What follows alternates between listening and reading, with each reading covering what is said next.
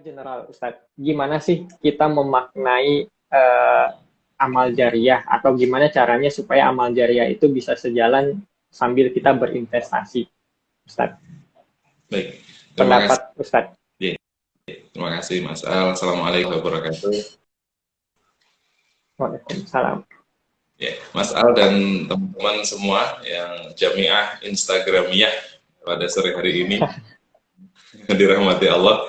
Ya sambil santai ya kita karena sudah menunggu berbuka puasa karena salah satu yang sangat ditunggu orang yang berpuasa adalah tanda waktu berbuka puasa dan kemudian kita melakukan iftar. Nah, tadi pertanyaannya adalah supaya kita ini seiring sejalan ya bahwa kita melakukan amal itu sekaligus juga memang bernilai ibadah maupun bernilai ekonomis karena kita bicara tentang kapasitas kita adalah dalam hal investasi. Nah, tentu begini Mas Al dan teman-teman sekalian Jamiah Instagramnya bahwa hidup kita konsepnya dalam Islam ini sebenarnya mudah sekali. Kalau kita bagi kan sebenarnya ada ibadah yang bersifat mahdoh ya, yang sudah ada ketentuannya, sudah jelas aturannya, dan ada yang ghairu mahdoh yang istilahnya bisa lebih luas atau dalam tanda petik kita bisa mengatakan lebih bebas karena kita bisa mengatakan dalam hal ini adalah berkaitan dengan hal yang bersifat muamalah. Nah, seperti hanya kita berinvestasi nih Mas Al bahwa muamalah ini dalam ranahnya adalah ranah muamalah. Sehingga meskipun kelihatannya adalah kalau kita bicara investasi itu kayak kaidah bahasa fikihnya kan adalah beli dan jual atau jual dan beli.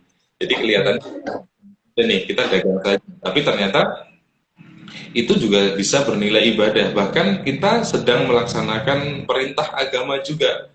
Kalau teman-teman sekalian sama-sama sudah paham bahwa dalam tujuan syariat, maqasid syariah, salah satunya adalah kita menjaga harta kita, hifdzul mal. Selain hifdzul din, hifdzul akal, ada menjaga keturunan, ada menjaga nasab ya, menjaga akal kita, menjaga agama kita. Kita juga harus menjaga harta kita. Sehingga menjaga harta, menumbuh kembangkannya, dalam hal ini misalnya kita berinvestasi, jual beli saham, kita membeli perusahaan, kita memiliki perusahaan, karena kita bicara saham adalah ownership, maka sebenarnya kita juga dalam rangka mengembangkan atau menjaga harta kita, sehingga tidak kemudian kita memisahkannya bahwa ini adalah kegiatan yang bersifat duniawi. Sama halnya begini, kalau kita misalnya tidur itu ya kalau tidak diniatkan ibadah, tidak ada aturan yang mau dipenuhi, tidak berwudu, tidak berdoa, tentu tidak bisa bernilai ibadah. Tetapi kalau kita lakukan semuanya dalam rangka dengan niat juga, kemudian kita lakukan sebagaimana syariatnya, maka kelihatannya cuma tidur Mas, tapi dia bisa bernilai ibadah. Bukankah ketika kita tidur, kita tidak mungkin melakukan maksiat? Ketika kita meninggalkan satu kemaksiatan, adalah satu kewajiban. Apalagi ini double ya, misalnya kita memenuhi kebutuhan hidup kita. Ya, misalnya ada tuh investor yang memang hanya benar-benar dia investasi di pasar modal sebagai full investor. Maka dia berusaha untuk mencukupi nafkah keluarganya dengan berinvestasi, dengan berdagang misalnya, atau dia berkarakter panjang investasinya. Ya, itu juga bagian dari pemenuhan kewajiban. Ketika dia memenuhi kewajiban sebagai suami untuk anak dan istrinya, nilainya juga ibadah. Ketika dia bertransaksi menjaga harta, dia juga bernilai ibadah. Kalau pepatah kata mengatakan ya sekali merengkuh dayung 2-3 hari capeknya nggak hilang-hilang kan, 2-3 pulau terlampaui. Jadi secara ini kita nggak terasa bahwa kita sudah melakukan dua-duanya. Begitu indahnya agama kita, agama Islam itu mengemas supaya kehidupan dunia dan kehidupan akhirat itu tidak dipisahkan. Kalau di Al-Qasas 77 kan jelas sekali ya, bahwa kita memang harus mengingat kampung akhirat tanpa melupakan dunia ini. Karena sebenarnya ini adalah ladang amal kita untuk menuju akhirat. Kira-kira itu sebenarnya Mas, untuk supaya kita semakin mantap nih bahwa berinvestasi itu juga bagian dari menjaga harta dan itu tujuan syariat. Demikian. Siap-siap. Jadi tadi Ustadz Heri bilang bahwa apa yang kita kerjakan di dunia ini teman-teman nggak harus kita pisahkan antara dunia dengan akhirat, tapi bisa sejalan. Dan termasuk juga investasi itu bisa bernilai ibadah, ada amalannya di situ. ada pahala yang bisa kita raih, asalkan niatnya benar ya Ustadz ya, Ya, betul. untuk Niat. menjaga harta. Siap, itu asalkan niatnya benar. Jadi jangan kita niatnya untuk berspekulasi, untuk berjudi, untuk mencari hal-hal yang tidak benar. Nah itu nanti hilang nilai ibadahnya, gitu. Ya. Nah baik, Ustadz, pertanyaan kedua nih, khusus untuk FAC Sekuritas. Gimana FAC Sekuritas berikhtiar memfasilitasi para investor yang ingin berinvestasi syariah agar cuannya itu tidak hanya dinikmati di dunia aja, tapi ada manfaat jangka panjangnya, Ustaz. Iya. Sampai nanti Oke. ke akhirat pun ada kerasa gitu. Iya. Jadi ikhtiar kita sebagai ABSOTS, anggota bursa yang memiliki syariah online trading system, adalah memberikan kemudahan kepada investor kita dalam menunaikan zakat, infak, sodakoh, ataupun ketika nanti teman-teman investor ini bisa melakukan wakaf dalam bentuk saham maupun produk-produk pasar modal lainnya. Jadi kata kuncinya adalah kita memberikan fasilitas, memudahkan investor untuk menunaikan, apakah itu kaitannya zakat saham, infak saham, sedekah saham, dan itu melalui sistem. Karena apa? Kalau kita bicara syariat, jadi ketika kita bicara tentang kewajiban, Allah itu kan nggak membebani suatu kaum, suatu umat seperti kita, ini sesuai dengan, kecuali sesuai dengan kemampuannya. Dan di situ ada ikhtiar bahwa ketika ada kewajiban, itu pasti ada alternatif-alternatif. Misalnya begini, perintah zakat itu misalnya tentang harta. Harta itu bisa macam-macam. Nah, diantaranya dalam perkembangan ekonomi modern, kekinian, postmodern, kita mengenal bahwa aset itu salah satunya juga berbentuk saham, atau yang kita sekarang kenal sudah paperless ya. Kalau dulu kita mengenal saham kan masih dalam bentuk kertas ya. 2002 kita sudah scriptless trading. Nah, ketika bicara scriptless trading, kemudian aset itu sudah disimpan dalam catatan-catatan elektronik, maka sebenarnya FAC berikhtiar untuk memberikan kemudahan supaya orang yang sudah punya saham ini bisa melakukan zakat, infak, sedekah sahamnya langsung kepada badan amil zakat atau lembaga amil zakat yang tentu sudah mempunyai sertifikat, yang itu sudah terdaftar, dan memang mempunyai kapasitas yang sama untuk bisa mentasarufkan zakat, infak, sedekah maupun wakaf dari teman-teman ini, teman-teman investor ini. Sehingga apa? Kata kuncinya adalah bahwa kita ingin memberikan kemudahan sehingga bisa dilakukan dimanapun, kapanpun, dan tidak terhambat oleh keadaan.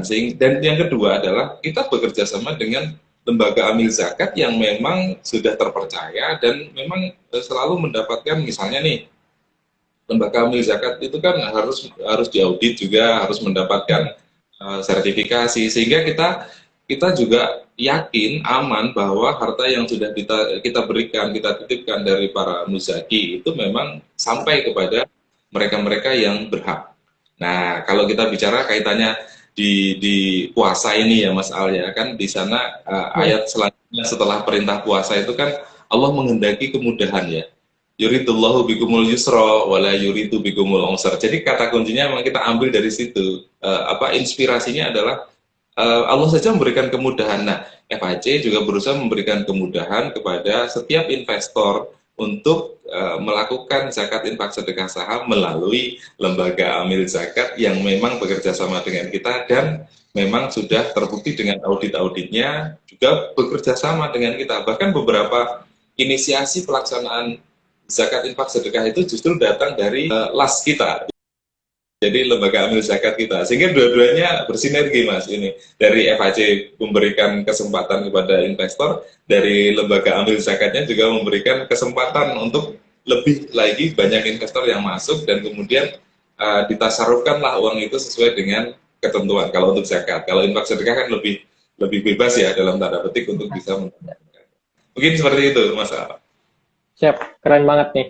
Jadi FAC udah menyediakan atau memberikan kemudahan buat teman-teman investor, khususnya investor di FAC Sekuritas, sehingga buat teman-teman yang ingin melakukan filantropi, yang ingin berzakat, bersedekah, berinfak menggunakan saham di portofolionya, itu bisa langsung difasilitasi oleh FAC. Dan ini salah satu bentuk ikhtiar agar investor kita, terutama yang muslim, itu semakin mudah dalam melakukan ibadah, dalam beramal.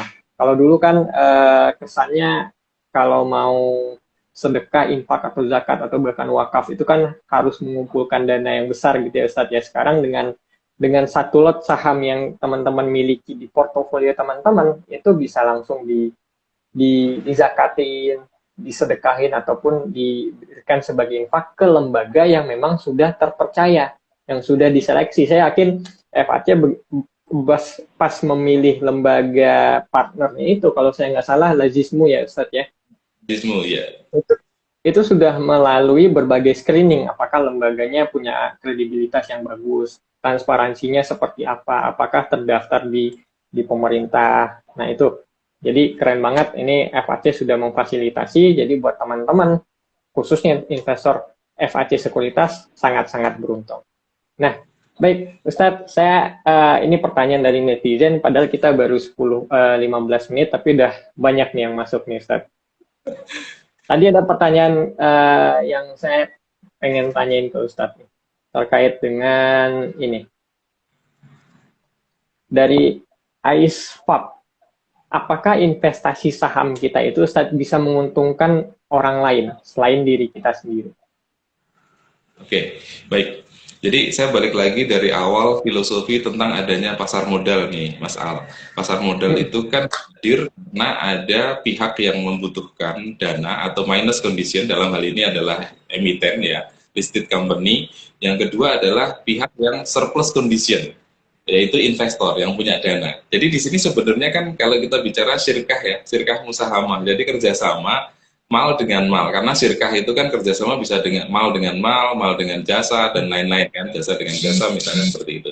Nah dalam hal ini adalah ada kebutuhan perusahaan yang ingin melakukan ekspansi usahanya, dan tentu juga dalam koridor syariat ya, jadi perusahaan-perusahaan yang kategori halal, karena kan itu masuk dalam daftar efek syariah atau dalam secondary market, itu adalah indeks saham syariah Indonesia dengan kriteria-kriteria tertentu, tentu kita semua sudah paham, yang dia pada saat membutuhkan dana itu mencari pihak lain yang mempunyai kelebihan dana. Tujuannya apa? Mengembangkan usaha, tumbuh bersama, karena apa?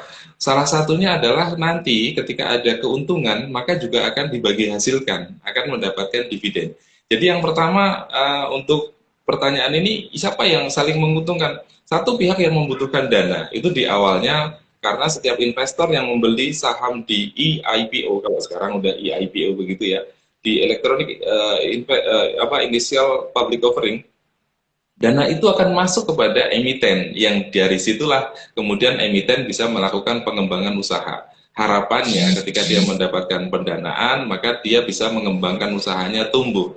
Pada saat tumbuh inilah, maka kemudian mereka punya kewajiban ya, dalam hal ini bukan hanya kewajiban dalam artian tertulis, kewajiban moral juga, karena dari awalnya kita sama-sama berserikat nih untuk saling menguntungkan. Konsepnya kan profit loss sharing ya, dalam artian kalau untung maka dibagi, kalaupun ada kerugian ya kita sama-sama menanggungnya. Sehingga ketika ada keuntungan, maka dipanggillah semua investor punya hak suara untuk hadir dalam rapat umum pemegang saham. Ini juga menguntungkan. Kita juga bisa belajar banyak dari manajemen, bisa belajar banyak dari emiten, bagaimana mengembangkan usaha, bagaimana kita bisa berusaha sebagai muslim. Nah, terus apa keuntungan bagi investor? Harapannya adalah dividen itu bisa dibagi, meskipun tentu tidak semua keuntungan dibagi, karena kalau semuanya dibagi nanti nggak bisa ekspansi nih perusahaannya. Jadi sekian persen, katakanlah 30%, 50%, tergantung musyawarah mufakat, atau dalam bahasanya rapat umum pemegang saham, menyepakati berapa persen yang akan dibagi. Sehingga dua pihak ini mendapatkan keuntungan. Selain itu, filosofi saham, selain menjadi ownership, kepemilikan, tentu ketika perusahaannya tumbuh, maka harga sahamnya juga naik. Kenapa demikian? Karena orang mencari bahwa perusahaan ini bagus, setiap tahun bagi dividen, permintaan banyak, sementara jumlah saham yang beredar itu adalah konstan, kecuali ada corporate action ya, misalnya ada right issue, kemudian ada misalnya pembagian saham bonus, kemudian ada stock split. Nah, tentu jumlah saham yang beredar itu konstan, ada permintaan naik, maka harga sahamnya naik. Filosofi orang membeli saham atau investor itu menempatkan dana adalah dua hal. Satu, ingin mendapatkan dividen. Yang kedua adalah mendapatkan capital gain. Dan ini sah, secara syariat sah. Nah ini, sederhananya seperti ini. pada saat ingin melakukan usaha, kalau mendapatkan keuntungan, keuntungan itu dibagi, dan kalau ada risiko, risiko itu dibagi. Jadi jangan sampai punya pemahaman kalau investasi di pasar modal syariah itu nggak mungkin rugi. Ini salah, karena apa? Kembali lagi kepada kaidahnya. Tetap ada risiko, dan risiko ini harus dipahami. Dan teman-teman investor, calon investor yang hadir, kalau misalnya ada penawaran investasi, ini ikut ke kami nih pasti untung. Nah, kalau ada kata-kata pasti untung ini malah nggak syar'i, karena itu sudah menyalahi hukum ekonomi juga. Kaidah. Ya. Kira-kira begitu Mas Al. Jadi ini akan menguntungkan orang lain pada kita. Belum lagi tambahannya, bonusnya di pasar modal syariah ada filantropi. Maka keuntungan itu bisa ditasyarufkan kepada misalnya zakat, ya berarti 8 asnaf itu mereka akan merasakan. Misalnya kemarin contohlah Bank Syariah Indonesia ya, BRIS kode sahamnya itu zakat perusahaannya berapa? 135 miliar kalau nggak salah itu. Wah, itu gede banget itu. Karena selama ini kan baru menghitung potensi zakat ya. Indonesia ini potensi zakatnya gede, tapi kan kemudian bagaimana bisa digrab, dikelola, dan kemudian ditasyarufkan kepada mereka. Karena kan poinnya gini Mas, manfaat ini, jadi kalau kami dengan lazismu itu misalnya harapannya kalau tahun ini mereka adalah mustahik, tahun depan itu harapan kita sudah menjadi muzaki. Jadi naik kelas lah. Nah ini sudah Naik kelas, dilakukan. ya. Ya, naik kelas seperti itu. Kira-kira begitu, Mas. Siap, siap. Jadi menarik sekali Ustadz, selain saham secara pada dasarnya sudah bermanfaat untuk orang lain, karena ada orang yang kita berikan pendanaan, di pasar modal syariah ada filantropi yang tadi kita udah cerita, dan difasilitasi oleh FAC juga yang membantu masyarakat-masyarakat yang kurang beruntung. Gitu. Jadi menarik sekali nih pasar modal syariah kita. Baik, Ustadz, saya lanjut ke pertanyaan dari netizen yang beberapa udah saya rangkum, Ustadz. Tadi kita udah bicara filantropi, Ustadz. Kira-kira gimana sih mekanisme pengelolaan produk filantropi itu yang dilakukan oleh lembaga amil zakat atau lembaga wakaf, Ustadz?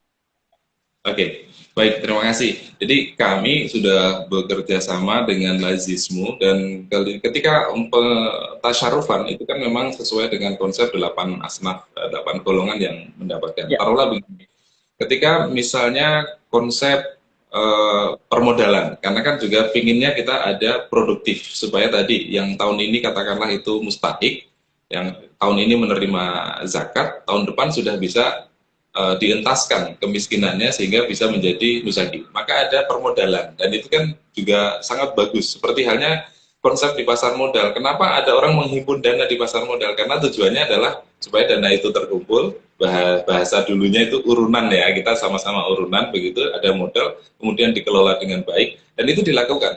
Beberapa mustahik itu sudah naik kelas nih Mas. Jadi dulu mereka menerima zakat, tahun ini sudah mulai berzakat.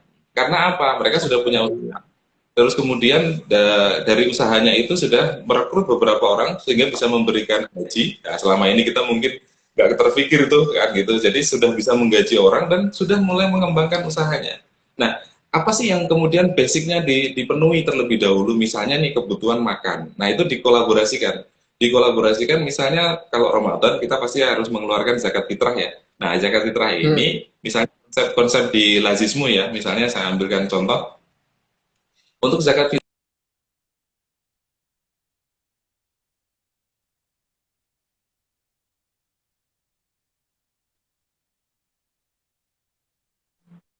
Sebentar, sepertinya ada kendala jaringan, teman-teman.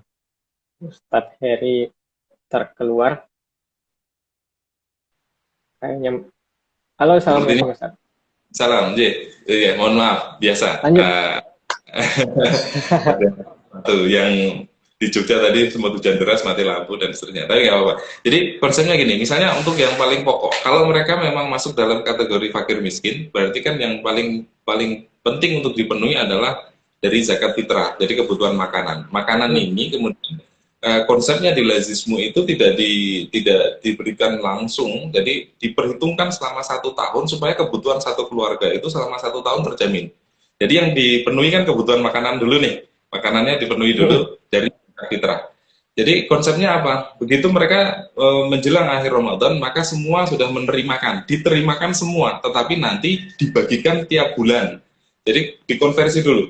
Mereka mempunyai ijtihad, apa sih zakat fitrah itu, beras itu dikonversi dari uang, jadi uangnya ditabungkan dulu untuk 12 bulan ke depan. Setiap bulan diberikan.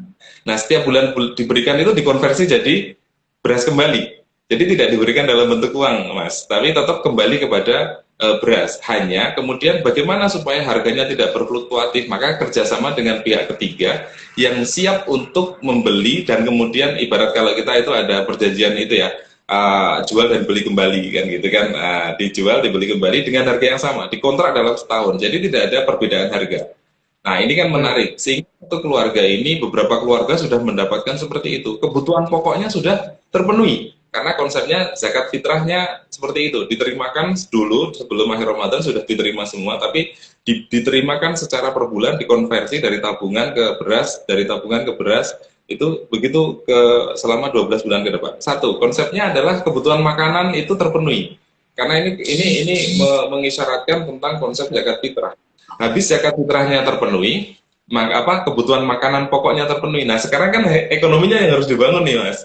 Nah, dari saat ini kan bisa dilakukan itu, ya kan? Jadi untuk modal. Nah, setelah modal ini terpenuhi, maka mereka bisa beranjak tuh dari yang sebelumnya adalah mustahik, sekarang mereka bisa menjadi muzaki. Karena apa? Ada usaha. Nah, kembali lagi, tentu setiap usaha pasti ada risiko, tetapi kan pentingnya kita itu ada semacam, kalau di IDX itu kan ada inkubator ya, inkubator bisnis. Nah, ini kan kerjasama juga. Jadi kami kolaborasi dengan IDX Yogyakarta dengan Pak Irfan Nuriza. Itu bagaimana supaya mereka-mereka ini punya usaha. Bahkan kita punya ide nih, Mas. Mereka naik kelas dari usaha biasa jadi UMKM. UMKM ini nanti di inkubatori bisnis kan begitu kira-kira. Nah, didampingi supaya mereka juga bisa kelas lagi. Harapannya mereka someday akan IPO juga dari kelas UMKM kan bisa di papan akselerasi. Jadi kalau sudah masuk di papan akselerasi, sudah IPO, nah teman-teman nih investor bisa beli sahamnya juga, bisa memodali mereka. Jadi sebenarnya berputar lagi, uangnya itu berputar lagi. Dulu dimodali mungkin besok bisa malah nolong kita ini. Kita menjadi pemegang sahamnya kan kira-kira begitu.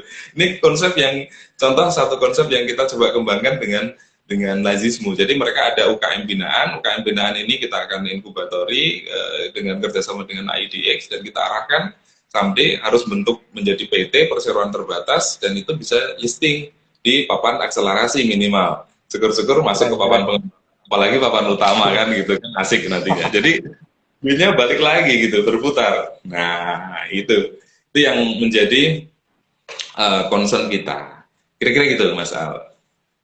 Keren Ustadz. Jadi mimpinya nggak dibatasi hanya menjadi UMKM atau hanya sebatas keluar dari kemiskinan gitu, tapi besar sampai tercatat di bursa. Itu keren banget mimpinya Ustadz. Jadi kita nggak ngebatasi mimpi seluruh masyarakat Indonesia. Nah, bicara zakat nih Ustadz, ada pertanyaan dari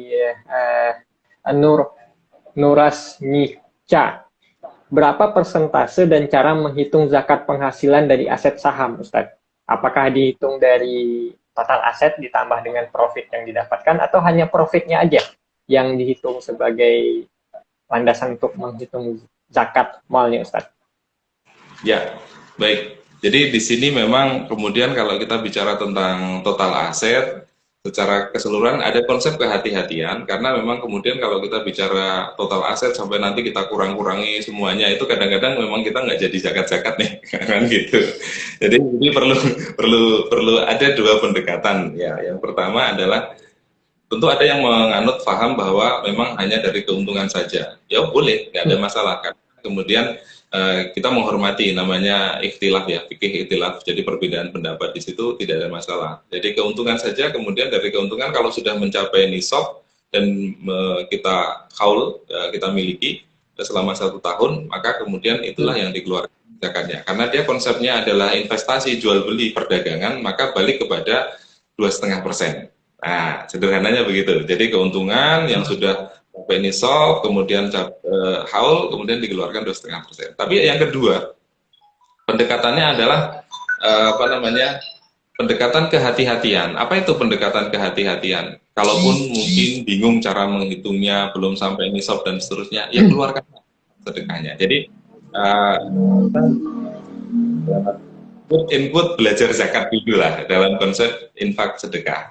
Jadi kalau dalam hal itu nanti akan ada pendekatan lagi karena kan investor kita ini kan tipenya ada dua. Yang pertama adalah investor yang long term, yang kedua adalah mereka yang trader.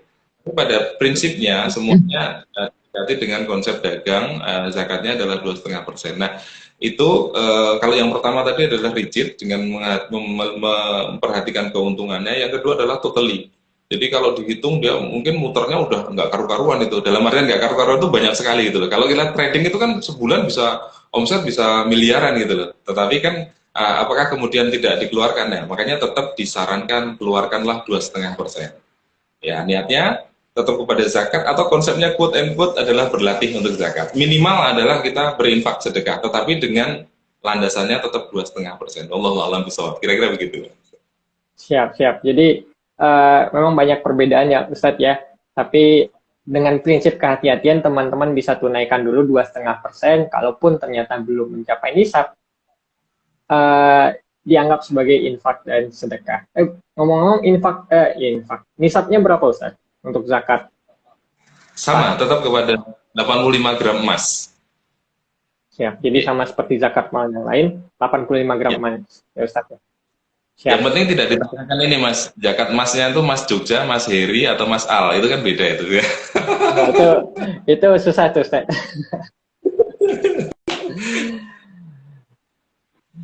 Nah Ustaz, bicara tentang filantropi tadi Ustaz, apakah hanya orang muslim aja yang bisa berkontribusi ke filantropi Islam di pasar modal? Atau teman-teman non-muslim kita juga sebenarnya bisa aja kalau mereka pengen berinfak, bersedekah, dalam artian kalau bahasa umumnya berdonasi lah.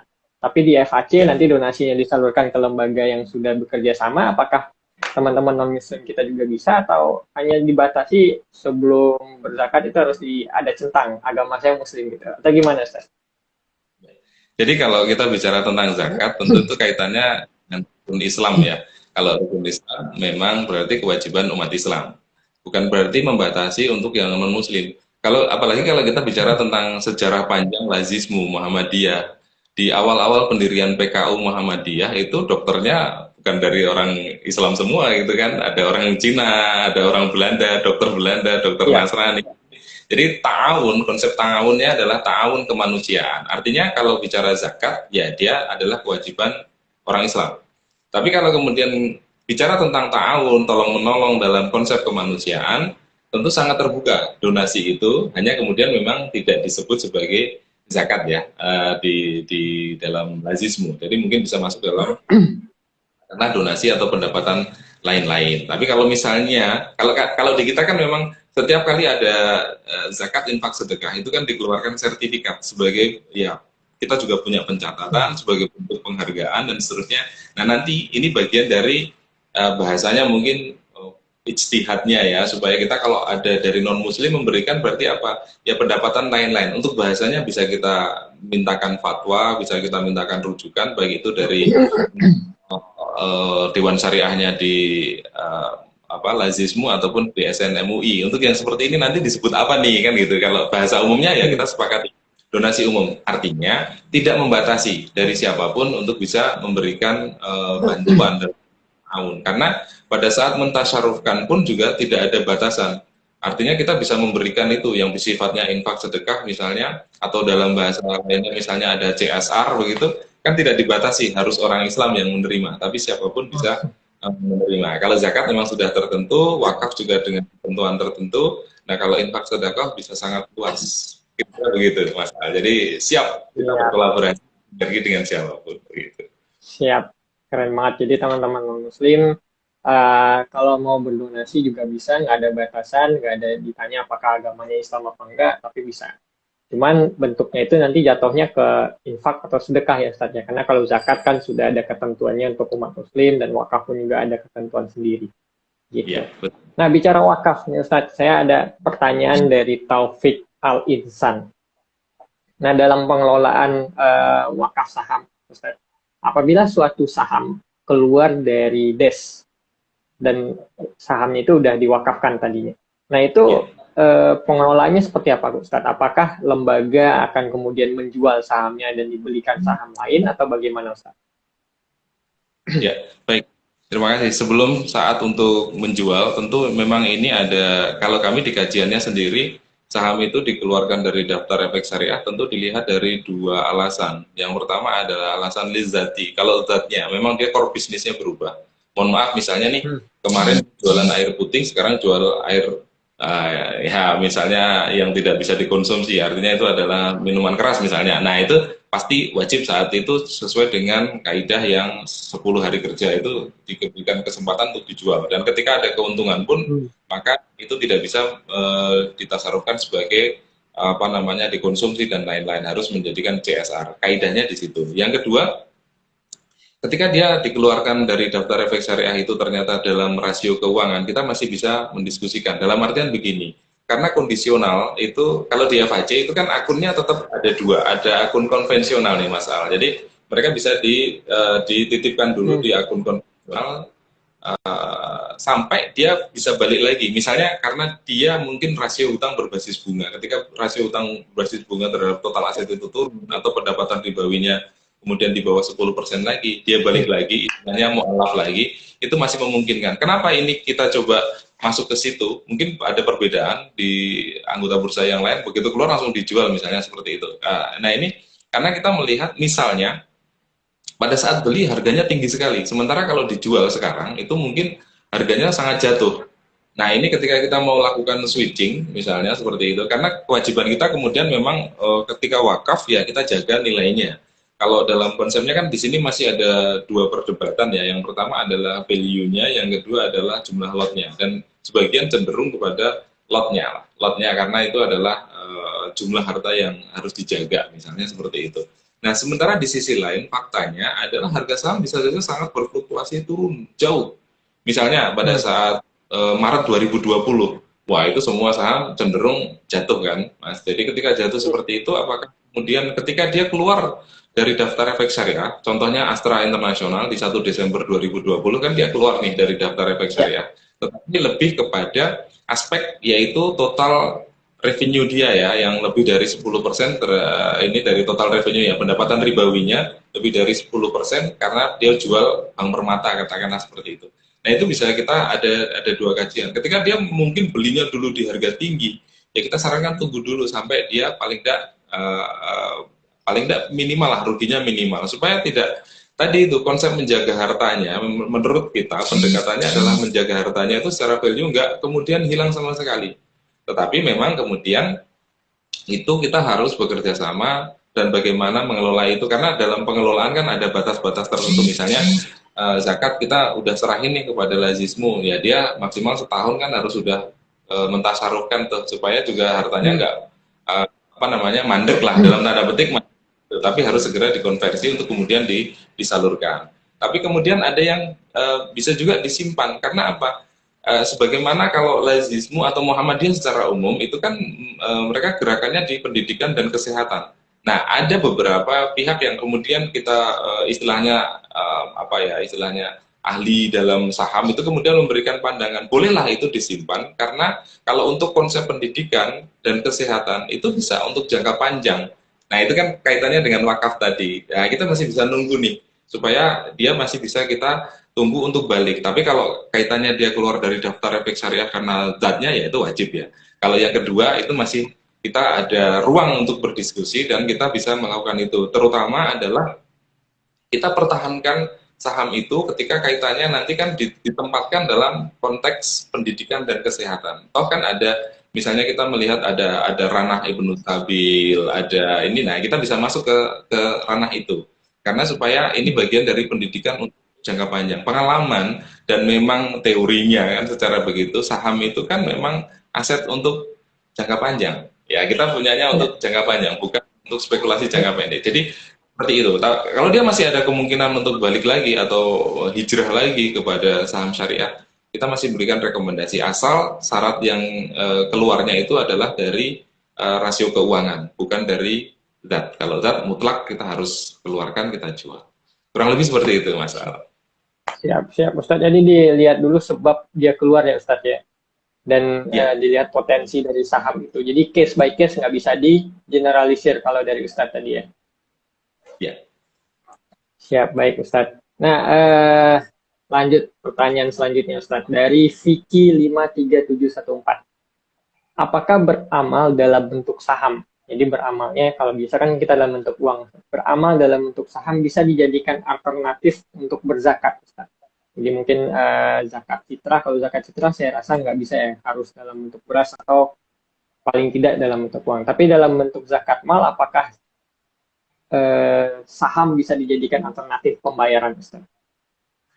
Ya, saya kira akan sangat terbuka ruang itu karena kan sekali lagi kita juga sudah menerima zakat dalam bentuk saham. Jadi hanya nanti kemudian tugasnya adalah kembali kepada las atau bas yang menerima itu. Karena ketika dia masuk kategori akad, jadi pentingnya ikror itu kan di situ ya. Pentingnya akad di depan ini saya niatkan sebagai apa? Maka sertifikat yang kita berikan pun beda-beda nih Mas. Kalau dia berinfak ya sertifikatnya infak karena itu kaitannya dengan asal tadi. Asal pertama dia menyampaikan sebagai akadnya sebagai apa. Maka nanti TC dan kemudian ada sertifikat itu mengikuti akadnya. Ketika dia investor melakukan itu sebagai infak, ya kita berikan sertifikat sebagai infak. Ketika sedekah juga sedekah, ketika zakat juga dengan zakat. Nah, sangat terbuka sekali bahwa kita punya saham banyak, kemudian kita menzakati saham kita dengan saham. Ya kan seperti itu. Kan kembali lagi di awal tadi itu adalah bagian dari kemudahan dan juga kenapa juga diberikan saham. Ketika teman-teman investor itu punya saham yang bagus, bisa jadi sekarang kita menzakatkan saham itu nilainya bisa jadi 2000 value market value-nya di angka 2000 misalnya. Tapi seiring pertumbuhannya dikelola dalam 1 tahun, ditunggu pun saja misalnya dia cenderung naik, maka nilai manfaat secara rupiahnya pun kan bertambah tuh dari sisi penambahan atau kenaikan harga atau capital gain lah katakanlah seperti itu. Nah ini penting sehingga apa las atau bas yang menerima pun punya ruang gerak sekaligus juga memberikan pendidikan karena kemarin kita juga berpikir bahwa kalau misalnya kita mau mentasarufkan itu pun bisa juga dalam bentuk hal yang sama misalnya menjadi konsepnya adalah misalnya penerima itu dibukakan rekening supaya mereka juga akan melek juga dengan pasar modal. Harapannya nanti adalah edukasinya tadi seperti dia naik kelas usaha UMKM kemudian bisa listing.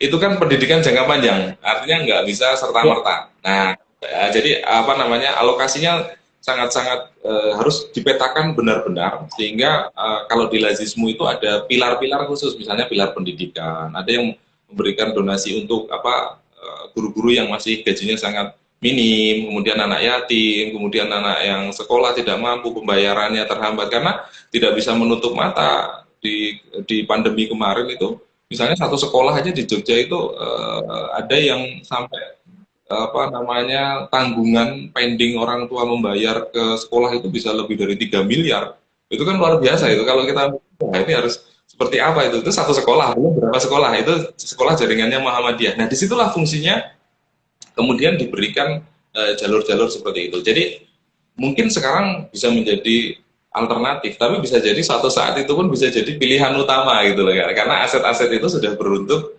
paper ya dalam hari ini adalah kita punya banyak perusahaan.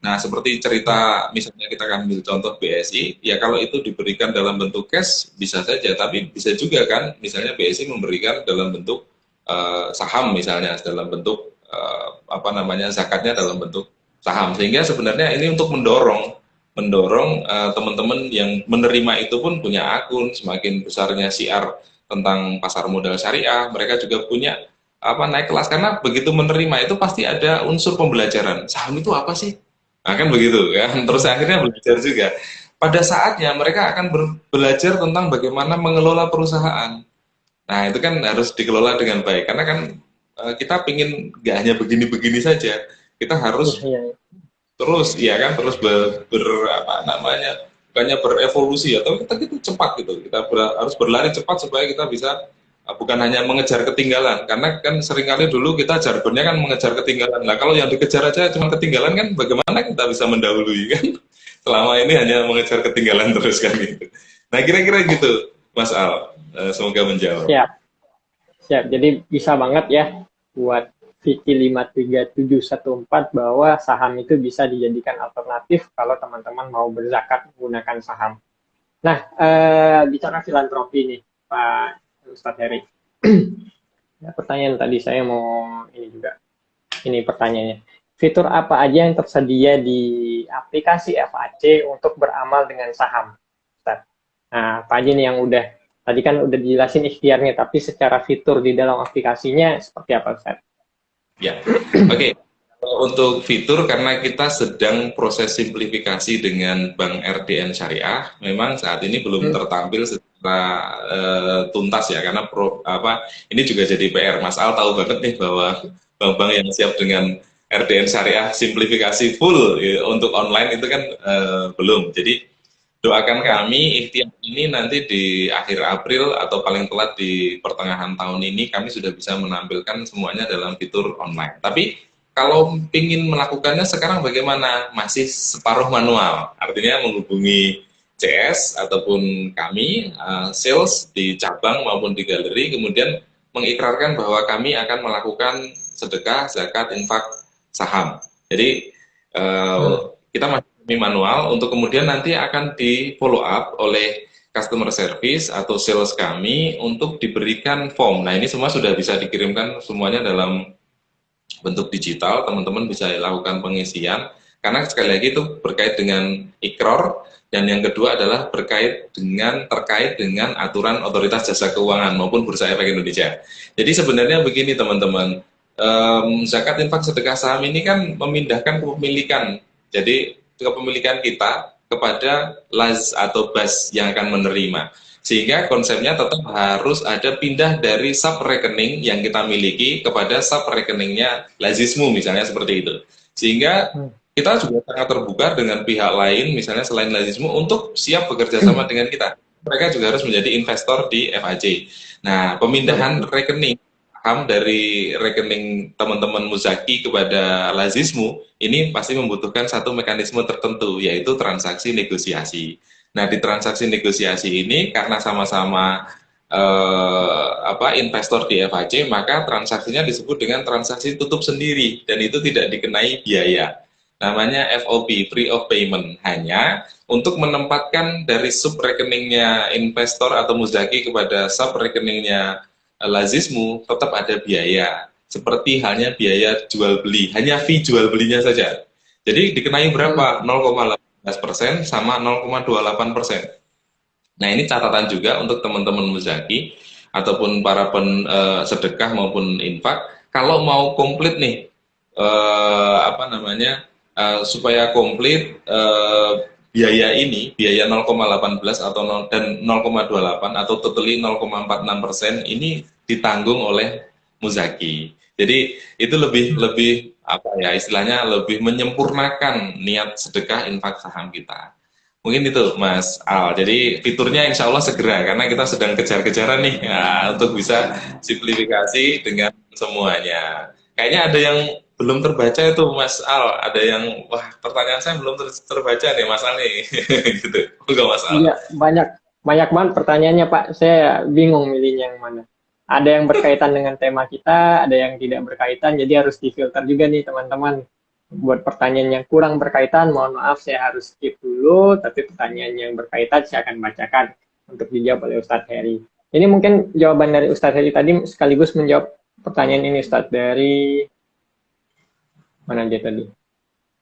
Hani HCW. Mekanisme investor dalam melakukan sedekah saham di FAC. Jadi kalau saya boleh rangkum, jadi Ustadz hubungi cabang ya Ustadz ya? Atau bisa melalui DM Instagram kah, Ustaz? Bisa. Siap. Jadi teman-teman cukup DM Instagramnya FAC Sekuritas, nanti akan dikirimkan form. Form itu teman-teman perlu isi karena memang regulasinya seperti itu dan untuk saya yakin untuk kebutuhan audit dan risk management juga.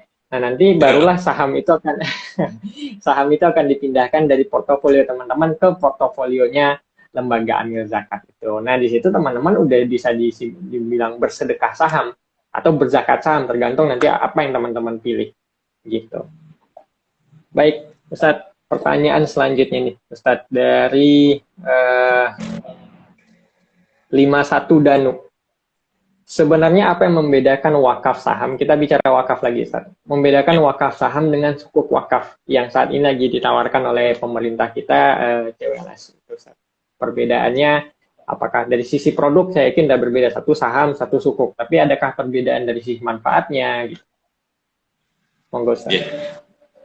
Jadi kalau kita bicara tentang sukuk, tentu sudah beda produknya ya. Jadi sebenarnya mirip dengan saham karena kita bukan dalam surat hutang ya atau menghutangi istilahnya jual beli hutang itu kan tidak, tetapi sukuk itu kan sebenarnya mirip saham, penyertaan modal juga ya, hanya dalam bentuk ya, kemudian akadnya itu dalam proyek tertentu atau dalam kegiatan tertentu dan waktunya atau umurnya dibatasi, misalnya rata-rata katakanlah 3 tahun. Nah ini yang membedakan. Kalau saham kan selama perusahaannya listing kita bisa melakukan jual beli, artinya selama-lamanya, kira-kira kan begitu. Itu kalau kita bicara saham dan sukuk. Dan kemudian kalau sukuk dengan wakaf saham, nah kalau wakaf saham tentu kita memberikan, karena namanya juga wakaf ya, jadi dihentikan dari kepemilikan kita kepada LAZ misalnya yang mengelola, atau BAS yang dalam hal ini yang mempunyai kapasitas untuk mengelola, karena kalau di Muhammadiyah itu lazim itu hanya mengelola zakat infak sedekah, kemudian kalau wakaf dikelola oleh badan wakaf. Rata-rata mungkin juga seperti itu, misalnya BWI, misalnya seperti itu badan wakaf. Mereka yang mengelola wakaf itu. Nah, cirinya adalah bahwa harta atau aset kita ini kan harus tetap. Makanya tadi ada diskusi ya, kalau sahamnya dikeluarkan gimana dong wakaf kita? Nah, dia harus di-switching kan, karena kan begitu. Hanya kita kemudian lihatnya sebabnya seperti apa.